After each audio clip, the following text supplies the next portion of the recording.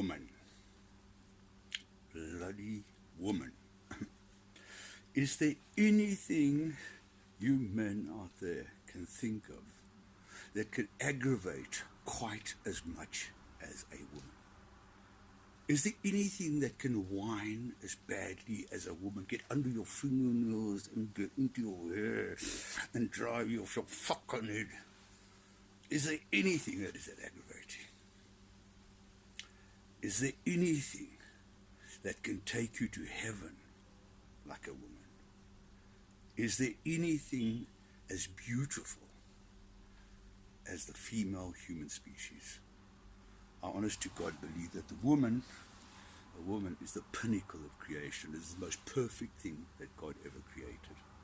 But fuck, they can drive you nuts. But it's not woman, is it? It's not woman, it's not men. It's not either of us. It's relationships. I suppose friendships the same. Friendships fall apart, they come and they go and they fall apart and we move on. But we don't notice it because we don't have to divorce friends and all this kind of shit. We just move past them. But relationships, and especially marriages, are in a completely different space, aren't they? I mean, if you think about it, you are saying, till death us do part. And off you go into your little church, and you get your thing, and you grow up, and you get the 2 kids, and the dog in the yard, and everything happens nicely. I'm going to stop there because those fucking cars. So let's think about these relationships, okay?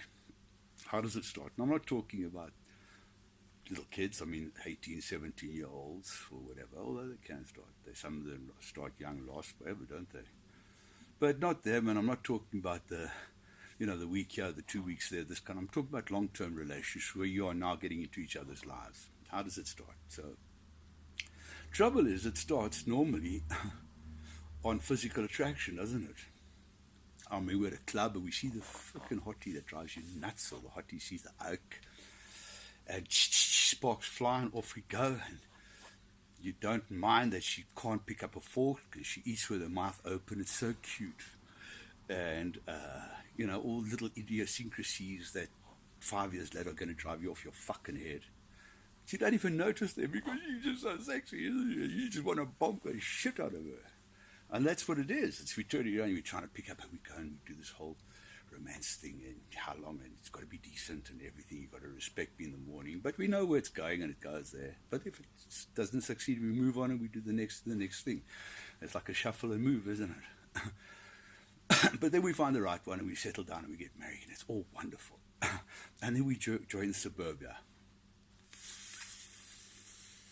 We get our first house, and we're together, and we put the pictures in the right place and the furniture in the right place, and everything's looking hunky-dory. And then we get our first kids, and we take them to the schools, and we meet the other parents, and we all got so much in common, and we've done the nappy changes, and life is looking great. And the kids come up and they grow up, and things change. They're never for my parents, eh? They were like that the whole life. They held their hands until my father died watching TV in the evening. But you look at so many others. Things change. But things, yes, they do change. But do people change? Do we change? Do we change? Do we grow apart?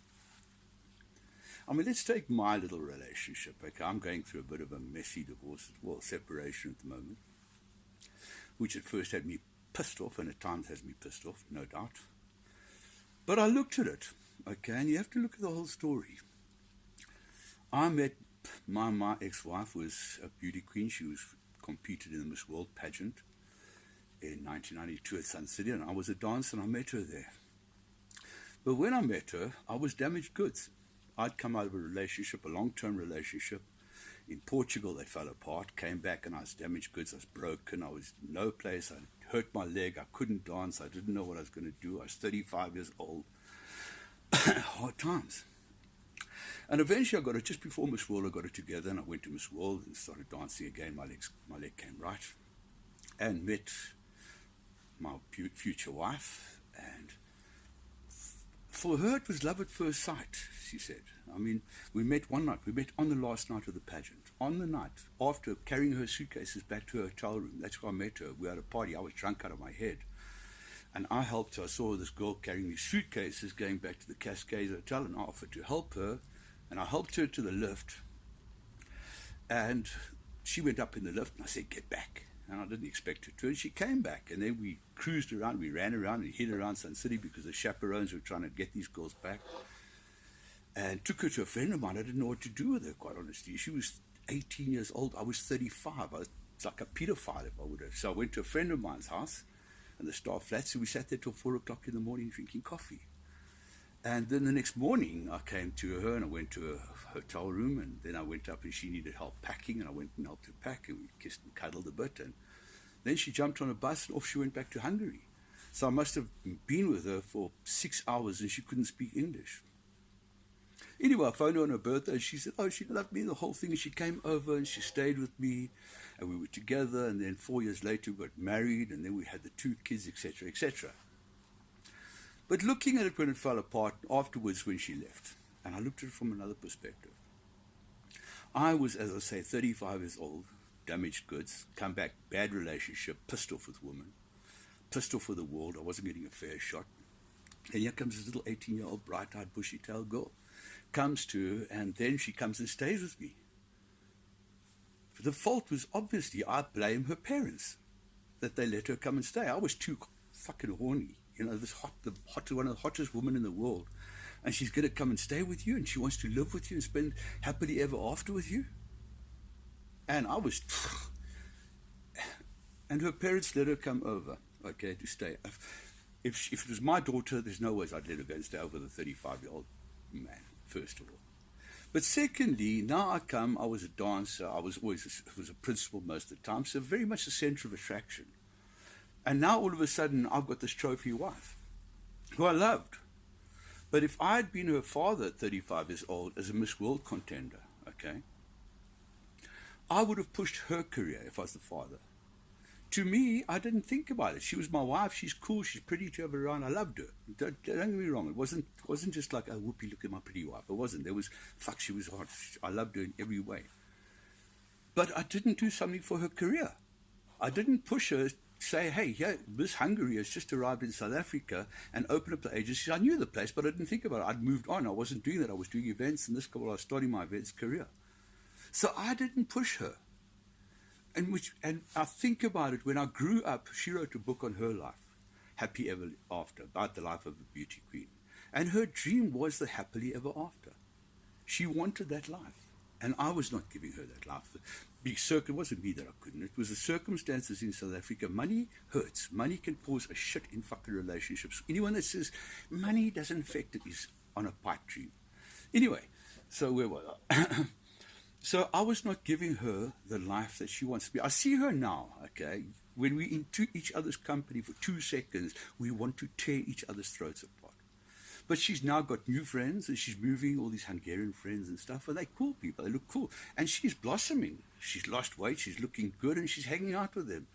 And I've got new friends. I've met other people, and I blossom with them. But together, we pull out the worst in each other. We become the hateful, bitter, horrible people in each other's company.